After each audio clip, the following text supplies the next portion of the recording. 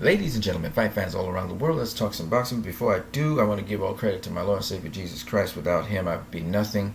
If you don't know Jesus today, get to know him. Easy. Just ask Jesus, who are you? And he will actually answer you. Before I go on, I want to just do two scriptures here. One comes from Psalm 68:11. The other one comes from Psalms 33:4. And it says, the Lord gave the word. And the other one says, the word of the Lord is right. And basically what I'm saying to you is, if the Lord gave the word to you today and you follow it, you're always going to be okay, because it's going to be the right word for you. So I just pray in the name of Jesus. Jesus, I pray that we will listen to your word, because we know it's the right word for us, and walk in it. Amen. All right, let's get into the boxing. List of welterweight boxing champions you see in front of you. This is through time. Starts from February 1891, and it goes all the way to the present time. And why I'm doing this is because there is an argument out there that, with time, we've had more sanctioning bodies, therefore we have more champions.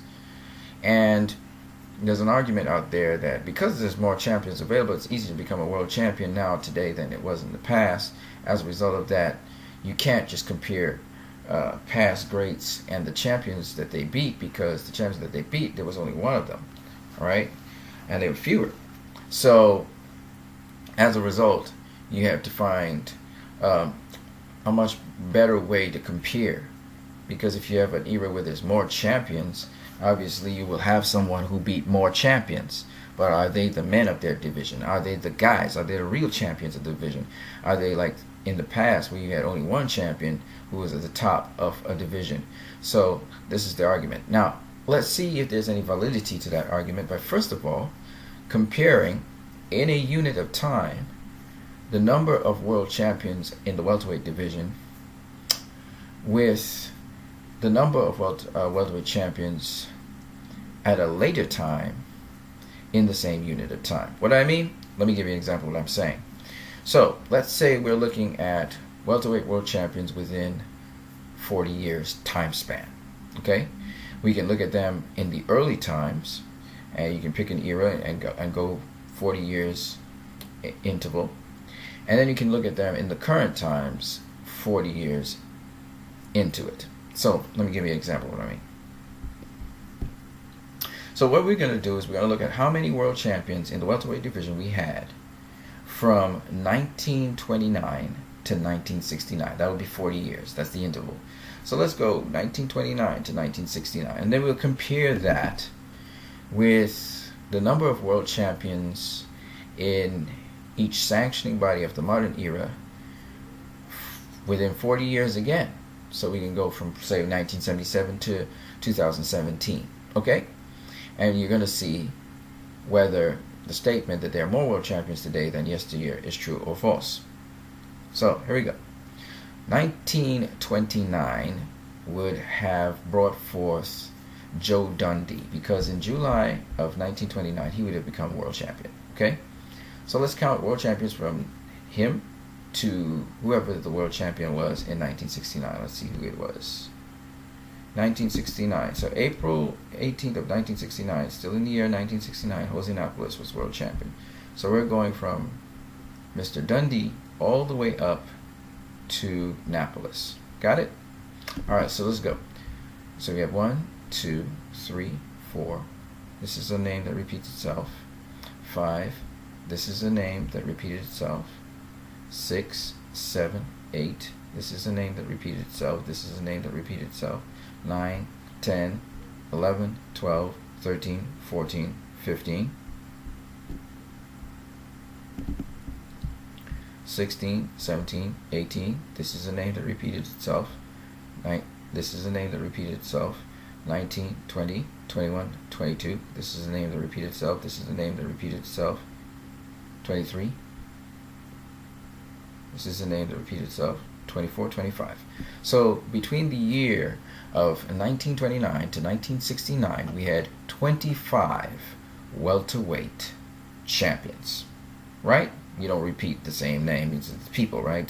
There were 25 welterweight champions. Okay, notice they have the world title here, and that's because they basically had the unification of the NYSAC title, which is known as the WBC title, and also the NBA, now known as the WBA title. Okay, and so you see, after about 1960 something, we had the WBA and WBC titles that appeared in the welterweight division, and then we had 3 of them. In 1985, we also included the IBF.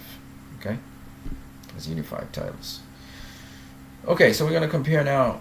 This is the WBC we're going to look at first, and this is from 1977 to 2017. So who was the guy who became world champion in 1977? It was Carlos Palomino. He became world champion in 1976, but he was world champion in 1977. So we're going to begin with Carlos Palomino, and we're going to go all the way to the current person, who is Keith one-time Thurman, which would be March 2007, 4th of March, right? So let's go, Carlos Palomino. Let's go. 1, 2, 3, 4. This repeats itself. 5, 6, 7, 8. This repeats itself. 9, 10, 11, 12, 13, 14, 15. This repeats itself. 16,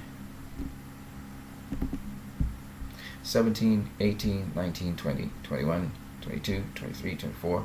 This repeats itself. 25, 26.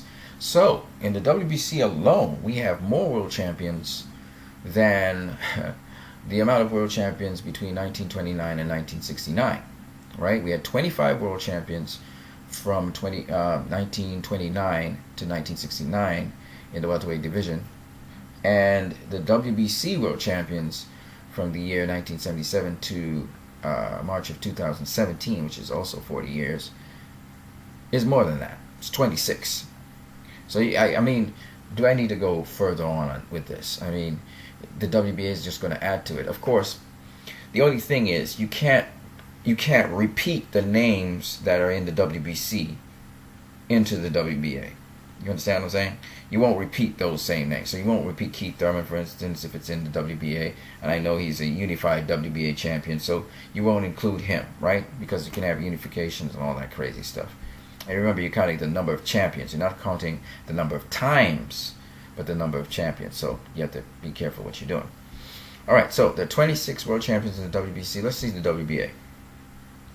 In the WBA, from 1977 onwards, Pepino Cuevas, we haven't mentioned that name. Pepino Cuevas was world champion, and we're going all the way up to the present. So let's go. Pepino Cuevas is 1.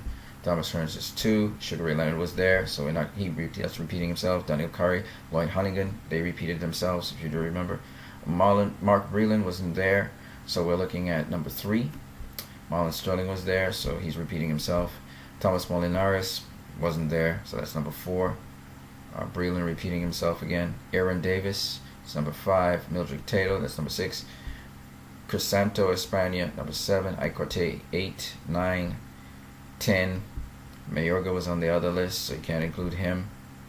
We're only looking at super champions. Spinks was another one. We can't include him. Zav Judah was another one. We can't include him. Louis Collazo, on the other hand. See, what happened was when Zav Judah lost to Carlos Baldomir, the WBA super champion title was vacant, and therefore Louis Collazo became the champion. So we can include Louis Collazo here. So I lost my count. Oh, that so sucks. I lost my count. Well, Mayorga was 7, I think. Okay. Collazo will therefore be 8. Hatton would be 9. Cotto would be 10. Margarita would be 11. Shane Mosley was already on another list. Molinari would be 12. Broner's 13. Maidana's 14. So we have 14 WBA world champions from 1977 to 2017. We have 14. Okay? And that's, you add that to 26, that's 40 world champions just with the WBC and WBA alone between the year 1977 to 2017. So in a 40-year span, just looking at the WBA and the WBC alone, you have more world champions than the world champions from 1929 to 1969. More. Okay? So the argument that there are more world champions out there in the world today, and we just deal with the WBC and WBA, we haven't used the IBF yet, we haven't looked at the WBO. Of course, there's going to be some overlap of names, but just looking at the WBC and WBA alone, there are more world champions. Okay? And that happened because most of the world champions before this, they were unified. Right? We saw some unifications also when we were looking at the WBC and WBA, because we had some names repeat themselves. But the point is, generally the title was unified. So you had basically, this would be WBC, WBA, WBC, WBA. World would have been the old version of the WBC and WBA, which is the NYSEC and the NBA. Okay? Sometimes you got an NBA champion and you don't have an NYSEC champion, or you may have a British world champion, but at the end of the day, mostly this is unified champions. So you have less. Okay? So that's how easy it is to be able to determine if you had more world champions or not. You take a certain space of time and you count them out. And you just find a list of all the world champions. And you can do it for other divisions. But this was just the welterweight division. So on that note, I hope that you guys enjoyed that. Of course, you also had less divisions at a certain period of time. And then you got more and more divisions as time went along. So all of these reasons are reasons why there are more world champions today than there were of yesteryear. Of course, the turnover is pretty much I think it's pretty much the same, right? So there you go. Now, if you're talking about WBC world champions or even WBA world champions, you got an argument there. There are less WBA world champions you saw. There was only 14 of them compared to just the undisputed world champions from a certain period of time to another. So if in 40 years you had less WBA world champions than actually undisputed world champions in eras before. And from this little example, you see that we have more WBC world champions, which is about the same as the world champions in the period before, 40 years, in a 40-year period sometime before. So you realize, therefore, that in a way maybe the WBC kind of follows that undisputed championship throwback time. It used to be the NBA kind of carried the weight, but it seems like the WBC is doing that now. So that's very interesting. On that note, you guys have a great one.